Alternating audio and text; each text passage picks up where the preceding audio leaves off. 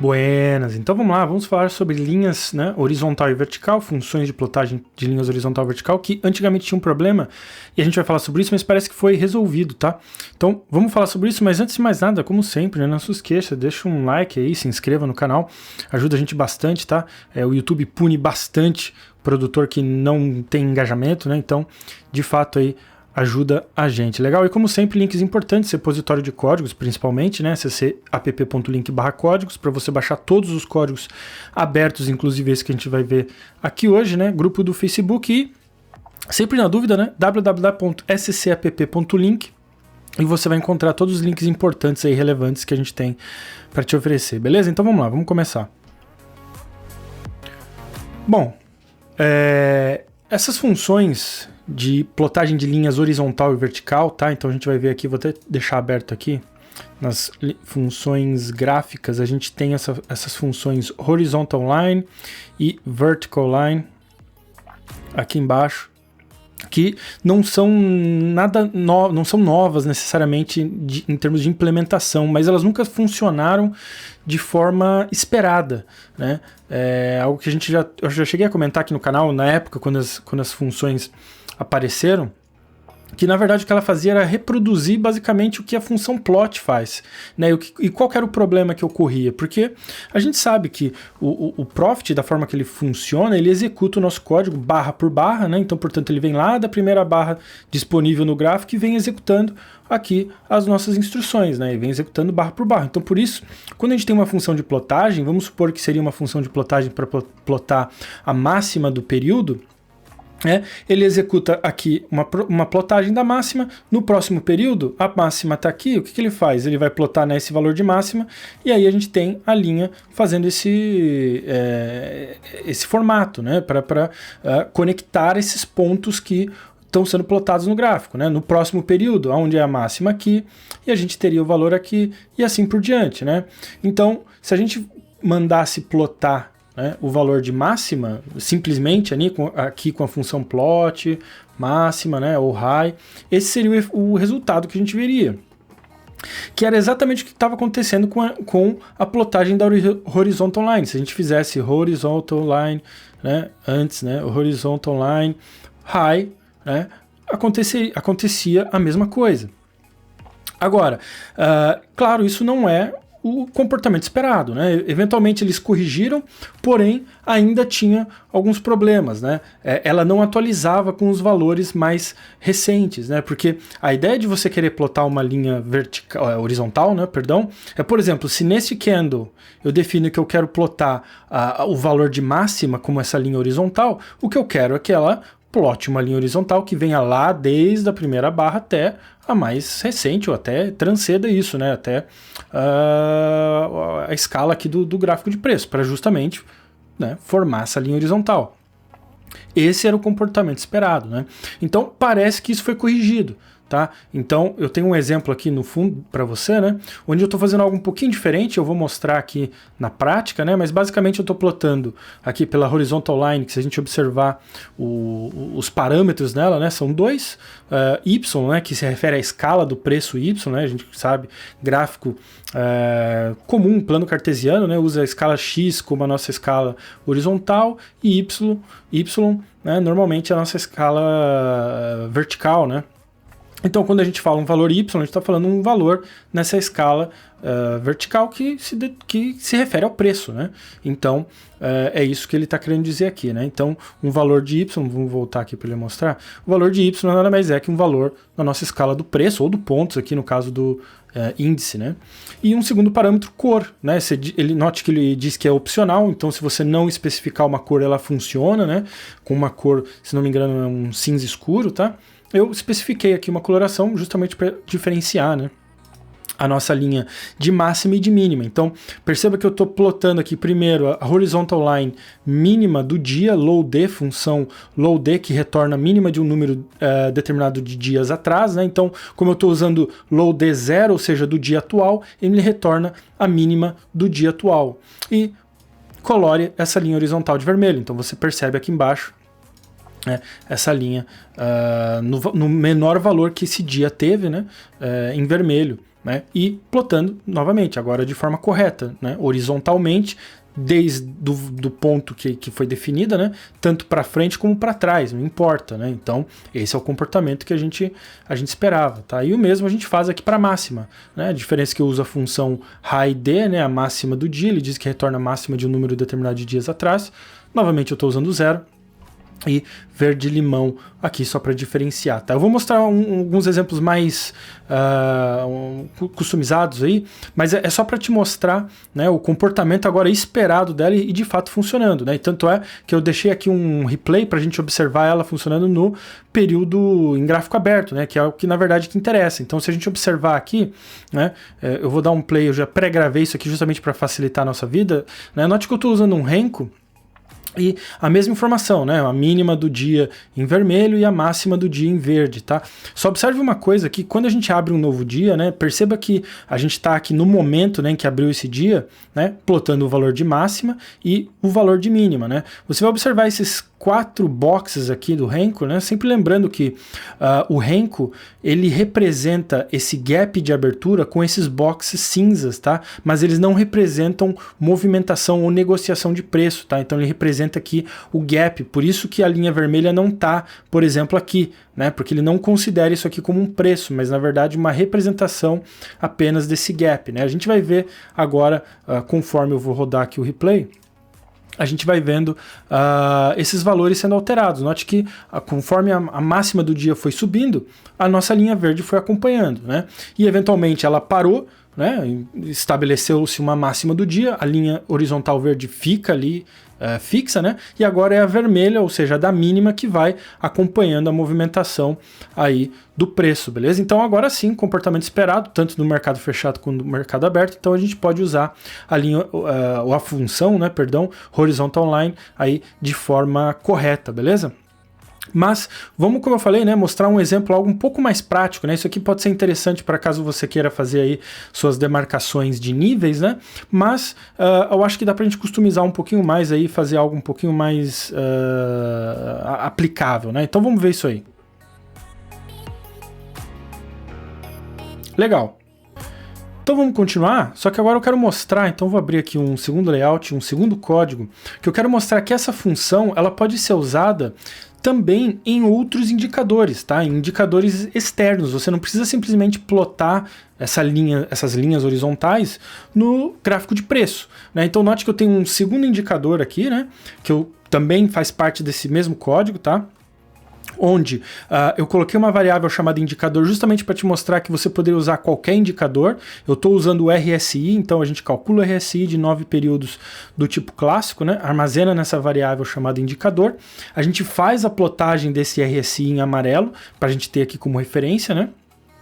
Para a gente poder observar no mesmo código, tá? Mas que fique claro, né? Você poderia fazer isso separadamente. E aí eu determino o valor de máxima e de mínima desse indicador, né, usando as funções highest e lowest, né, que se a gente observar aqui de novo rapidamente, ela diz que a highest, né, retorna o maior valor dentro de um período com 2 parâmetros. O primeiro, qual série de dados que você quer fazer esse estudo, né? Veja que no caso a gente está usando o próprio indicador como essa série de dados, que é o nosso RSI, e uma determinada quantidade de períodos, né? Que eu uso essa função que também é nativa da plataforma, chamada rs, barra baixa ali, né? Bars per day. Ela diz que retorna o número estimado de barras em determinada periodicidade, tá? Por que eu estou usando ela? Porque eu quero mostrar um comportamento que pode ser interessante para estudo, principalmente de osciladores, né? Que é o caso do RSI. Mas vamos terminar de ver o código, né? E a gente fala um pouquinho sobre o que ela está fazendo, né? Então, mesma coisa eu faço para lowest, que retorna o menor valor de um período, né? Série de dados, novamente o indicador e a periodicidade determinada por essa função rs bars per day.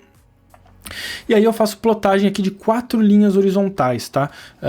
Então perceba que primeiro a gente tem o valor da máxima em si, né? A máxima de quem? Deste indicador. Então essa linha verde mais forte, né? Porque eu mandei pintar em verde limão. E logo em seguida eu tenho uma horizontal line que faz a máxima menos 20, né? porém agora pintada de verde, que dá esse verde um pouco mais escuro, né, para dar esse contraste e esse espaçamento, essa região aqui de 20 pontos, vamos dizer assim, apesar de não ser pontos, né, osciladores aqui eles trabalham numa porcentagem ou numa variação, né, a gente já falou sobre isso, osciladores eles, como o nome sugere, né, oscilam dentro de uma região, então você vai ter indicador que oscila entre 1 e menos 1, 1 e 0, né, 100 e menos 100, às vezes 100 e 0, né, se às vezes é um indicador percentual, por exemplo, acontece bastante.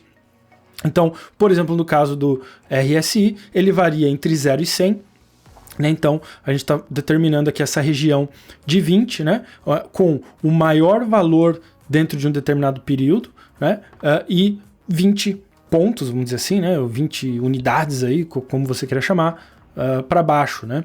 O mesmo a gente faz na parte inferior aqui, né, onde eu determino esse valor de mínima em vermelho aqui, né, e o valor de mínima mais 20 para determinar essa região, né. Você vai perceber que isso acontece muito em um estudo de osciladores, né, estocástico também é outro, que usam regiões de sobrecompra e sobrevenda. Só que o que acontece normalmente, né, por exemplo, quando a gente fala de estocástico, é muito comum usar os valores de 80 e 20, né, às vezes 70 e 30, como valores definidos de regiões de sobrecompra e sobrevenda, né, regiões fixas.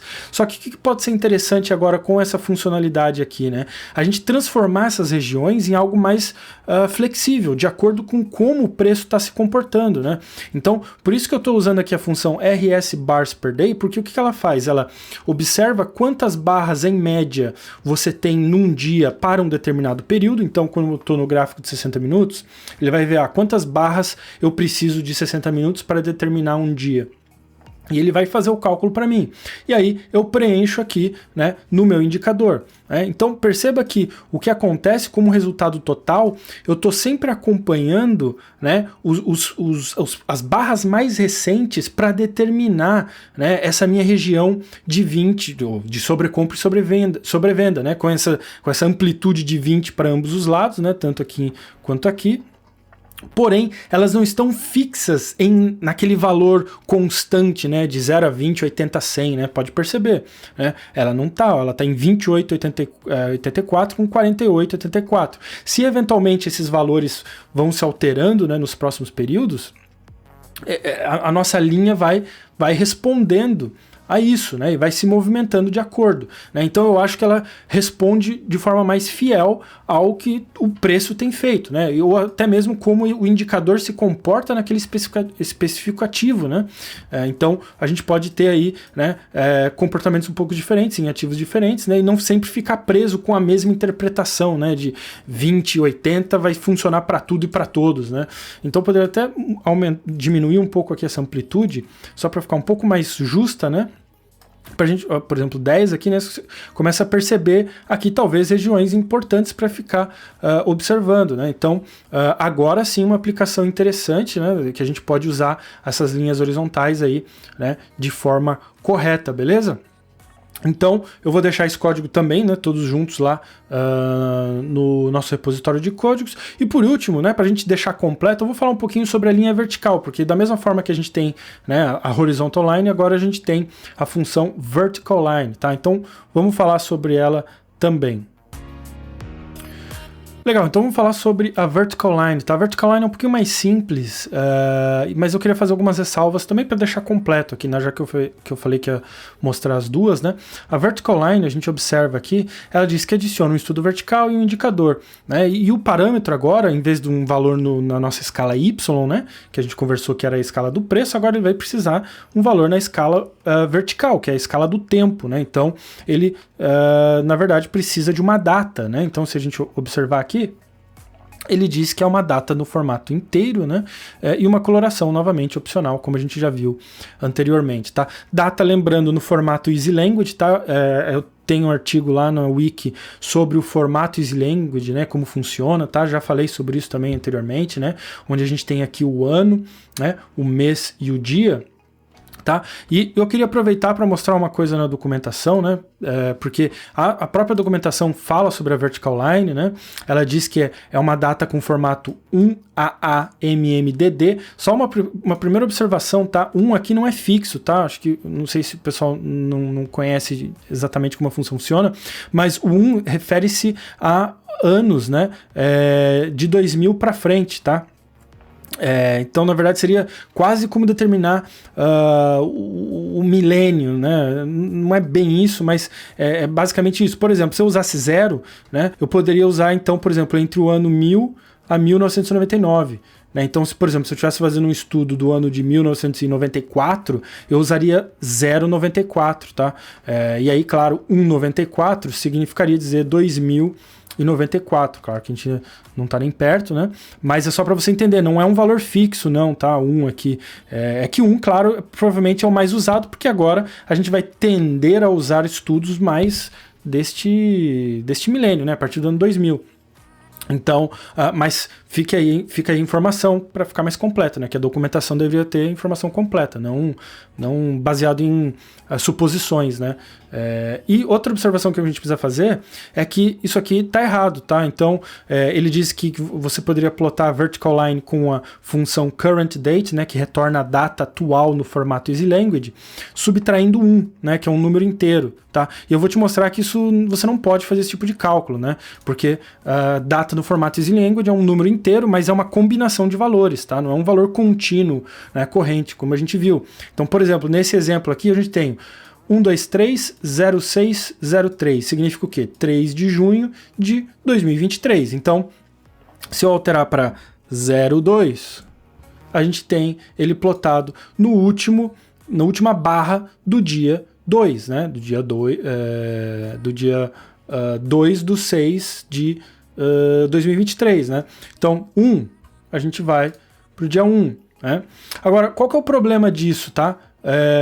Por exemplo, se a gente estivesse fazendo um cálculo aqui menos 1, né, direto, uma subtração direta dessa data no formato easy language, né, ele vai dar um erro, né? Lógico, porque não existe data 00, né, 06, 123, né? Então, você não pode fazer uma subtração direta deste valor. Tanto é para isso que tem uma função aqui nas funções de calendário chamada calcDate, né, que ela adiciona ou subtrai dias de uma determinada data.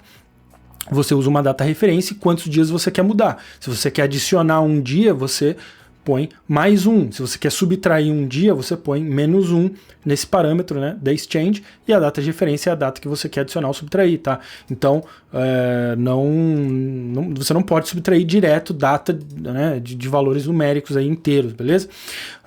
Eu questiono um pouco a utilidade da função vertical line nesse formato, né, porque você, como eu falei, só pode referenciar datas diretas, né, então não barras específicas, né? Talvez ela seria mais útil se você pudesse usar como, por exemplo, parâmetro de determinação de data, né? Por exemplo, a função current bar, né, que determina o número da barra, e aí especificar exatamente em qual barra você quer a sua linha horizontal, né? Eu acho que ficaria mais útil, né? Daria mais possibilidades e opções da gente poder customizar e fazer estudos, tá? Então, como eu falei, acho que tem pouca utilidade e aplicação nessa configuração que ela está no momento, né? Nesse formato, mas para ficar completo, achei importante falar sobre ela também, beleza? Tenho experiência, espero que tenha ajudado. Se tem ideias que vocês queiram aplicar esses tipos de linhas, né, horizontal e vertical, deixem aí nos comentários que a gente pode tentar desenvolver algo mais customizado aí, né? Eu quis mostrar alguns exemplos só para demonstrar o comportamento, né, da função, o comportamento que a gente estava esperando, né? E a partir de agora a gente pode talvez buscar aplicações aí mais específicas, né, e mais realistas até, né? Beleza? Então é isso aí, valeu. A gente se vê no próximo vídeo.